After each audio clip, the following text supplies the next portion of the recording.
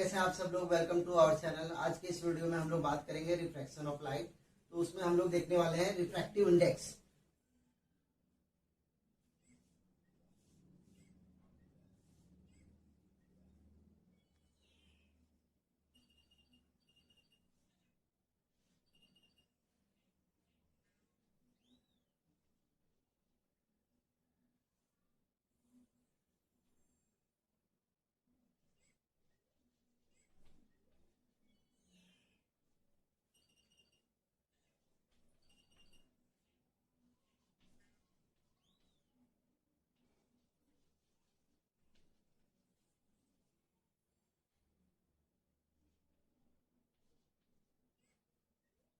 Refractive index को हम लोग अभी डायग्राम के हेल्प से देखते हैं।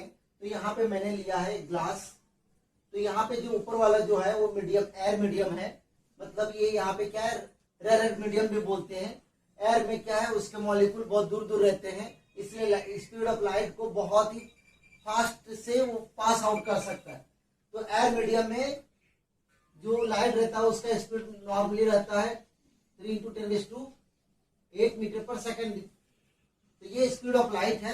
लेकिन अगर ग्लास मीडियम में देखा जाए तो यहाँ पर ये रेयर मीडियम है, लेकिन यहाँ पे मीडियम 2 में अगर मैं बात करूं डेंसर मीडियम में, तो इसको डेंसर मीडियम बोलते हैं। क्यों डेंसर मीडियम बोलते हैं? क्योंकि इसका जो डेंसिटी रहता है ग्लास मीडियम का वो ज्यादा होता है as compared to air medium. Air medium का डेंसिटी बहुत कम होता है।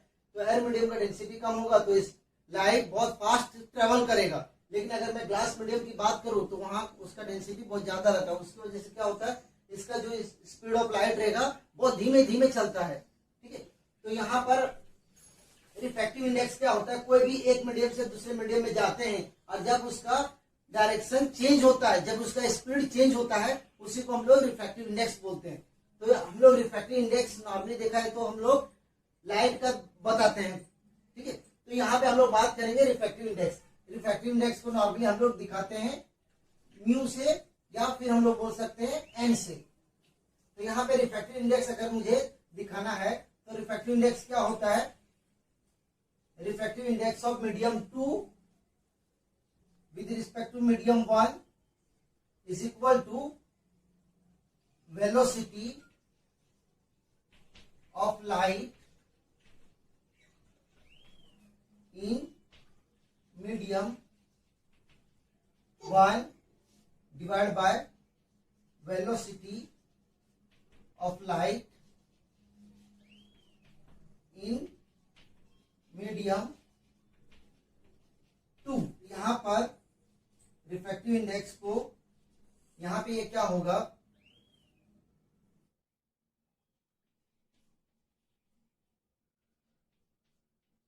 अभी रिफ्रैक्टिव इंडेक्स जो होता है वो स्पीड ऑफ लाइट के ऊपर डिपेंड करता है।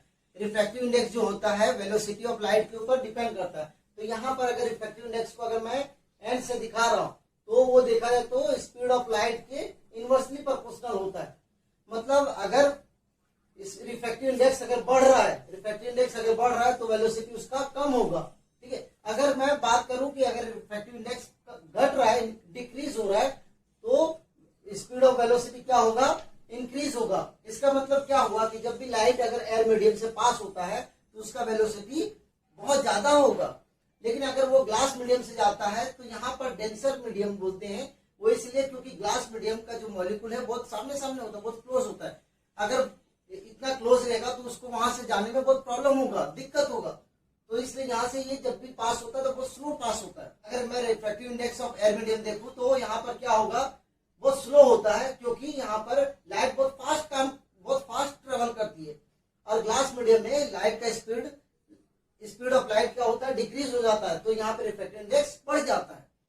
तो लाइट वेलोसिटी ऑफ लाइट और रिफ्रैक्टिव इंडेक्स दोनों इनवर्सली प्रोपोर्शनल है, एक दूसरे का उल्टा है।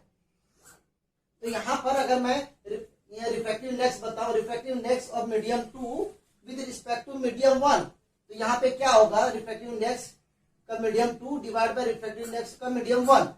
तो ये क्या होगा, velocity of light in medium 1 divide by velocity of light in medium 2। ये दोनों अभी यहाँ पे रिफ्रैक्टिव इंडेक्स यहाँ पे उल्टा होता है। अगर मैं मीडियम 2 की बात करूं तो वेलोसिटी मीडियम 1 का आएगा, क्योंकि ये इनवर्सली प्रोपोर्शनल होता है। अगर मैं रिफ्रैक्टिव इंडेक्स मीडियम 1 का बात करता हूं तो यहाँ पर वेलोसिटी जो आएगा वो मीडियम 2 का आएगा। तो अगर मैं इसका लिखना चाहूं तो क्या लिखेंगे,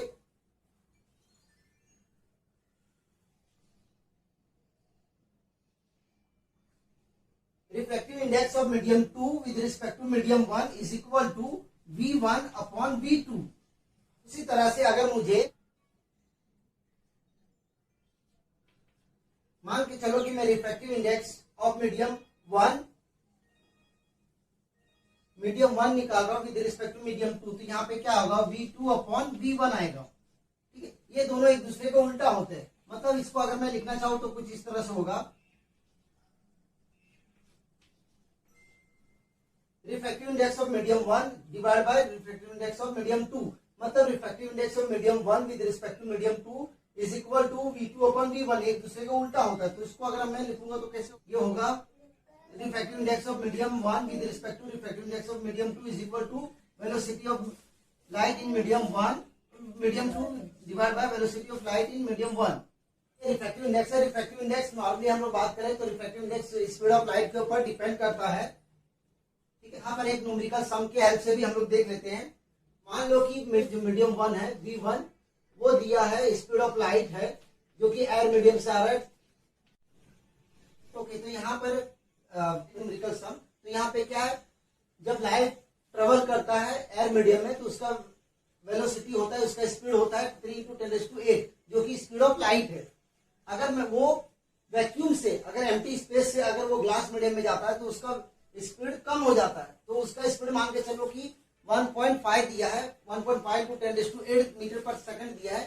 तो अगर रिफ्रैक्टिव इंडेक्स पूछा गया है कि refractive index of medium 2 with respect to medium 1 कितना है, तो यहाँ पे आएगा V1 अपॉन V2।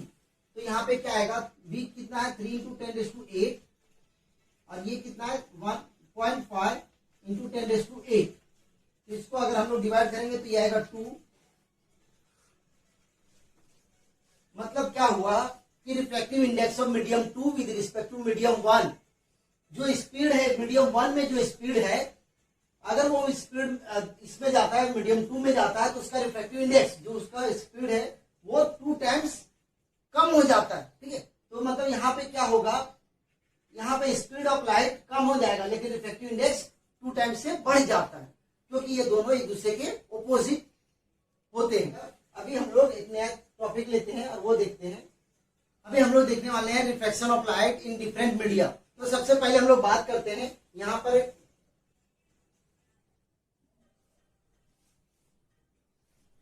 पर मैंने लिया है एक रेरर मीडियम,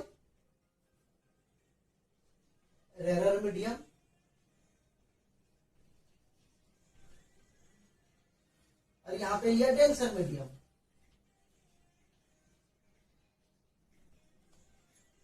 जब कोई भी लाइट रे रेरर मीडियम से डेंसर मीडियम में जाता है तो वो नॉर्मल के टुवर्ड्स बेंड होता है। ठीक है, नॉर्मल के टुवर्ड्स बेंड होता है। तो हम लोग यहाँ पे क्या बोलेंगे कि when a light ray passes through the rarer medium to denser medium, it bend towards the normal। कोई भी लाइट रे जब रेरर मीडियम से डेंसर मीडियम में जाता है तो वो बेंड होता है नॉर्मल के तरफ। ये हो गया फर्स्ट। अगर मैं दूसरा अगर लेता हूं, ये है डेंसर मीडियम, ये है रेरर मीडियम।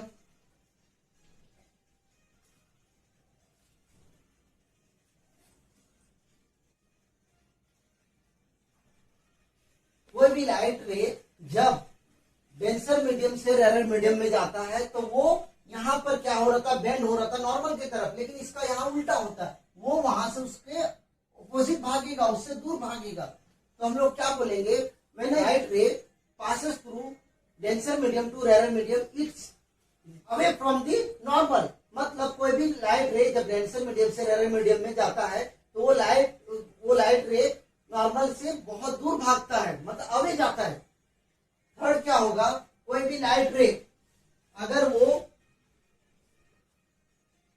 रेरर मीडियम से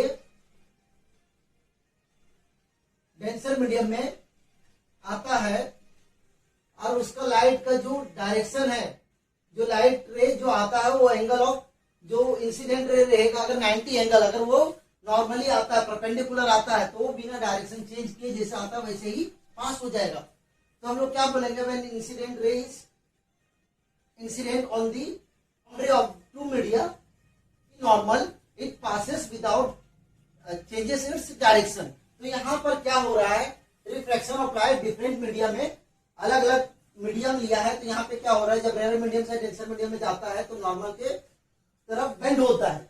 यहाँ पे क्या हो रहा है, डेंसर मीडियम से रेयर मीडियम में जब जाता है तो क्या होता है, ये नॉर्मल से दूर जाता है, अवे फ्रॉम द नॉर्मल। अगर कोई भी लाइट रे रेयर मीडियम से डेंसर मीडियम में जाता है और वो अगर 90 एंगल से आता है तो बिना डायरेक्शन चेंज किए जैसे आता है वैसे ही पास हो जाएगा। तो आज के इस वीडियो में हम लोग इतना ही देखेंगे। अगर वीडियो अच्छा लगा तो लाइक करना, शेयर करना, सब्सक्राइब करना। Thank you so much, have a good day.